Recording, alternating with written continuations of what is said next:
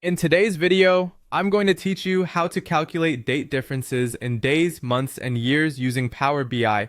Understanding how to do this can enhance your data analysis and reporting by providing insights into time intervals between two dates, which is incredibly useful for a variety of business decisions. So let's dive in and streamline this process. First things first, you'll want to open Power BI on your computer.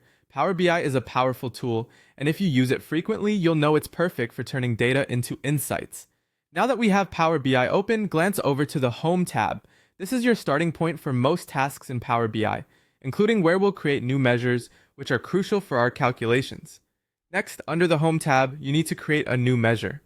Think of a measure as a formula tailored specifically for your data model that allows for dynamic calculations. In the context of Power BI, measures are essential for summarizing data as they automatically adjust based on the filters and data context. It's what makes Power BI so powerful and flexible for data analysis.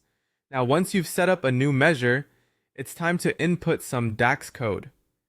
DAX, short for Data Analysis Expressions, is a collection of functions, operators, and constants that you can use in a formula or expression to calculate and return one or more values.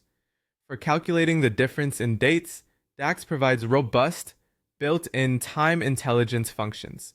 Here's what you'll type into the DAX formula bar. You can create a measure that defines the difference in days, months, or years, depending on what suits your analysis best.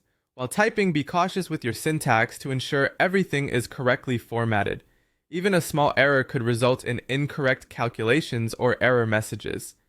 In essence, the formula should look something like this. Consider using the DATEDIFF function, which allows you to specify the start date, end date, and the interval. Days, months, or years, for which you'd like to calculate the difference.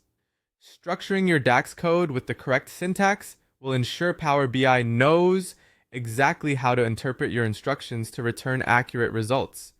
Once you've entered the DAX formula, click Confirm or hit Enter.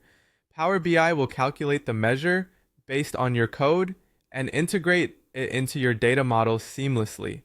Remember, the key to mastering date calculations in Power BI lies in understanding the DAX syntax and experimenting with different formulas to see what suits your needs best.